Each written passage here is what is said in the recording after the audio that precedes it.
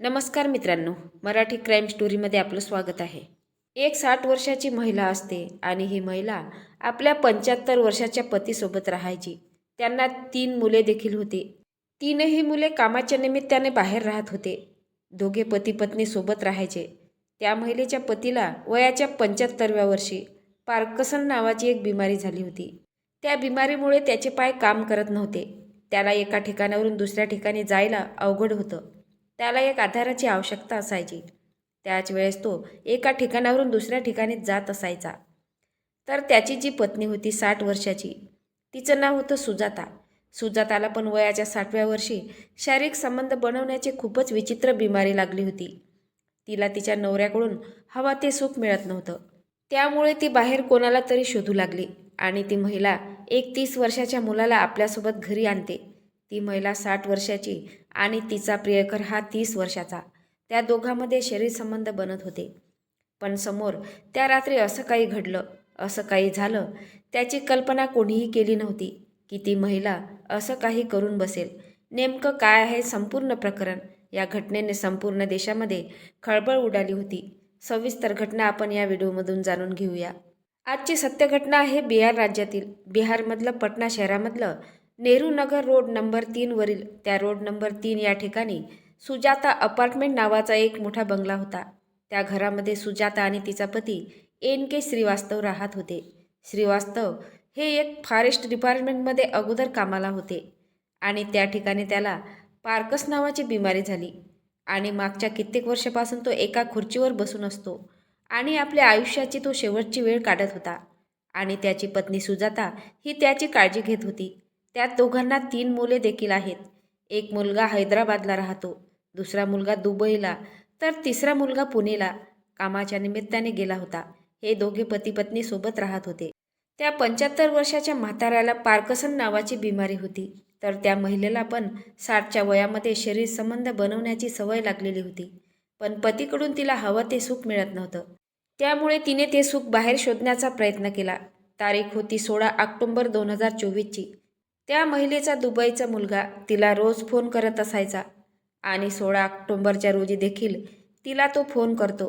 पण सकाळी 9 वाजेपासून तर दुपारी 12 वाजेपर्यंत ती महिला एकदाही त्याचा फोन उचलत नाही. त्यामुळे त्या दुबईवाल्या मुलाला आईची काळजी वाटली आणि तो मुलगा त्याच्या घरासमोर एक जय जानकी नावाचं अपार्टमेंट आहे, त्या अपार्टमेंटमधल्या सिक्युरिटी गार्डला फोन करतो आणि त्याला सांगतो की तू आत्ताच्या आता माझ्या घरी जा आणि पहा की माझी आई माझा फोन का उचलत नाही. अशामध्ये तो सिक्युरिटी गार्ड त्याचा ऐकून घेतो आणि त्या सुजाताच्या घरी जातो. घरी गेल्यावर पाहतो की घराला बाहेरून कडी लावलेली होती. तो सिक्युरिटी गार्ड हा त्या घरामध्ये शिरतो. घरात गेल्यानंतर खूप घाण वास येत होता. तो सरळ किचनमध्ये जातो आणि किचनमध्ये गेल्यावर त्याला मोठा धक्का बसला होता, कारण किचनमध्ये सुजाताचा मृतदेह पडलेला होता. सुजाताचा मृतदेह पाहून तो घाबरतो आणि धावतच घराच्या बाहेर येतो. घराच्या बाहेर आल्यानंतर तो आजूबाजूच्या सर्व लोकांना जमा करतो आणि त्या महिलेच्या 3 मुलांना फोन करून सांगितलं होतं की त्याच्या आईची हत्या झाली आहे.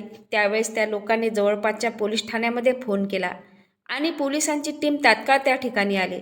पोलीस आत प्रवेश करतात तर बघतात तर किचनमध्ये सुजाता श्रीवास्तवचा या महिलेचा मृतदेह पडलेला होता. आणि त्यानंतर पोलीस बेडरूममध्ये गेले तर बेडरूममध्ये देखील सुजाताचा पती NK श्रीवास्तव यांचा मृतदेह पडलेला होता. या दोघांचाही खून करण्यात आलेला होता. दोघांच्याही छातीमध्ये धारदार शस्त्राने वार करून त्यांची हत्या केलेली होती. पण ही हत्या कोणी केली? या दोघांची कोणासोबत भांडण वगैरे नव्हतं, कोणतीही काही तक्रार नव्हती, असं काही नव्हतं. त्यामध्ये यांची हत्या कोण करेल असा प्रश्न सर्वांना पडला होता. आता पोलिसांनी देखील त्या महिलेच्या 3 मुलांना बोलावून घेतलं.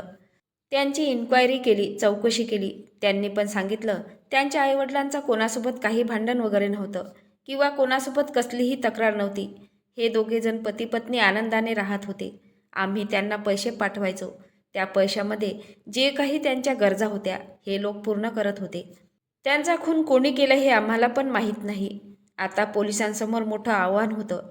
तर पोलिसांनी आजूबाजूच्या सर्व लोकांची विचारपूस केली तर लोकांनी देखील सांगितलं होतं की आम्हाला पण माहीत नाही. यांच्या घरी जास्त कोणी येत जात नव्हतं आणि हे दोघे इतर कुठे बाहेर जात देखील नव्हते. मात्र यांच्या घरामधून मागच्या काही दिवसापासून खूप भांडणांचा आवाज ऐकू येत होता. हे दोघे पती पत्नी एकमेकांसोबत भांडण करत होते. अशामध्ये पोलिसांनी जवळपासचे सगळे CCTV फुटेज चेक केले. मात्र त्यामध्ये देखील पोलिसांना काही संशयास्पद सापडले नाही. 2 ते 3 दिवसाचा वेळ निघून गेला. मात्र पोलिसांच्या हाती अजूनपर्यंत काही लागलं नव्हतं.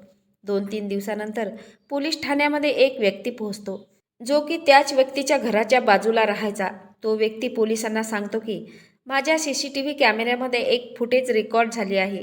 ती फुटेज त्याच रात्रीची आहे, ज्या रात्री सुजाता आणि MK श्रीवास्तव यांचा खून झाला होता.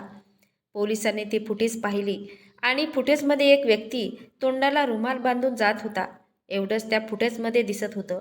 मात्र यावरून पोलिसांना काहीही समजणार नव्हतं. तर पोलिसांनी ती फुटेज इतर सर्व लोकांना दाखविली आणि त्या लोकांचं एकच उत्तर होतं की हा व्यक्ती अमित कुमार आहे, जो की आमच्याच एरियामध्ये किराण्याचे दुकान चालवतो. अशा प्रकारे पोलीस त्या दुकानामध्ये पोहोचतात. मात्र दुकान 8 ते 10 दिवसापासून बंद होतं. तर पोलीस त्या अमित कुमारच्या घरी पोहोचले होते. अमित कुमार उर्फ टिंकू याला त्याच्या घरून अटक केली होती. तो नालंदा या शहरातील रहिवासी होता. पोलिसांनी त्याला अटक करून पोलीस ठाण्यात आणलं आणि त्याची चौकशी केल्यावर तो सुरुवातीला पोलिसांना उडवाउडवीची उत्तरे देत होता. मात्र जेव्हा पोलिसांनी पोलिसी खाक्या दाखवायला सुरुवात केली, तेव्हा मात्र तो पोपटासारखा बोलू लागला. त्याने सांगितलं की त्या महिलेचा आणि तिच्या पतीचा खून मीच केलेला आहे. ज्यावेळेस पोलिसांनी त्याला याचं कारण विचारलं, तर कारण ऐकून पोलीसवाले नाही तर सर्व लोक आणि त्या महिलेचे मुलं देखील हैराण झाले होते. टिंकू कुमार उर्फ अमित कुमार हा पोलिसांना सांगू लागला की सुजाता ही 60 वर्षाची महिला त्याच्या दुकानामध्ये सामान घेण्यासाठी येत होती आणि टिंकू कुमार तिला सामान देत होता आणि कधी कधी तो तिला घरपोच सामान नेऊन देत असायचा. ज्यावेळेस तो दुकान बंद करायचा, त्यावेळेस मात्र सुजाताचं सामान तिच्या घरी नेऊन पोचवायचा. कारण ती वयस्कर झालेली होती, तिला सामान उचलत नव्हतं. त्यामुळे ती महिला टिंकू कुमारला असं म्हणायची की तू सामान घेऊन माझ्या घरी ये आणि या बदल्यात मी तुला पैसे देखील देईल. टिंकू कुमार देखील आपलं दुकान बंद केल्यानंतर त्या महिलेचं सामान तिच्या घरी पोचवत होता. आणि दुसरीकडे सुजाता हिला वयाच्या 60व्या वर्षी संबंध बनवण्याची इच्छा जागृत होत होती, पण तिला कोणीही भेटत नव्हतं. अशामध्ये हा अमित कुमार तिच्या घरी जातो. अमित कुमारला पाहून सुजाताच्या मनामध्ये वाईट विचार येऊ लागले होते. तिने अमित कुमारला बसण्यासाठी सांगितले. आता अमित कुमार देखील थोडा वेळ बसतो. हे दोघं एकमेकांसोबत चहा पीत बसलेले होते. त्यावेळेस सुजाता अमित कुमारला विचारते की तुला दुकानामध्ये किती पैसे उरतात? तर अमित कुमार सांगतो की थोडे फारच उरतात आणि माझं घर त्यामध्ये घर खर्च होऊन जाते. तर सुजाता त्याला म्हणते की मी तुला हवे तेवढे पैसे देते, त्या बदलात तुला माझं एक काम करायचं आहे. अमित कुमार विचारतो की असं कोणतं काम करायचं आहे की ज्या बदल्यात मला हवे तेवढे पैसे मिळणार आहेत? त्यावेळी सुजाता त्याला असं काही सांगते की ते ऐकून त्याला मोठा धक्काच बसला होता आणि त्याला असं वाटलं की शारीरिक संबंध बनवण्याच्या बदल्यात त्याला पैसे देखील मिळणार आहेत. म्हणून अशा प्रकारे त्याला आता पैशाची लालसा सुटली आणि तो त्या महिलेच्या इच्छा पूर्ण करण्यासाठी तयार होऊन जातो. यानंतर तो आता दर 2 दिवसाला त्या महिलेसोबत तिच्या घरी जात होता. हे दोघेजण एका वेगळ्या खोलीमध्ये जात असायचे आणि त्या खोलीत त्यांचे नको ते प्रकार चालू असायचे. आणि दुसरीकडे त्या महिलेचा पती NK श्रीवास्तव हा सर्व काही पाहत होता. पण त्यांचं वय झालेलं होतं, त्यांना उठता पण येत नव्हतं. फक्त तो आपल्या बायकोसोबत भांडण करत होता. या दोघांचे भांडण असे मोठे व्हायचे की त्यांच्या आवाजाने आजूबाजूचे लोक का भांडत आहे हे पाहण्यासाठी घरामध्ये येत होते. पण हे दोघे म्हातारे कोणाचंही ऐकत नव्हते. त्या लोकांना पण तेथून हाकलून टाकायचे.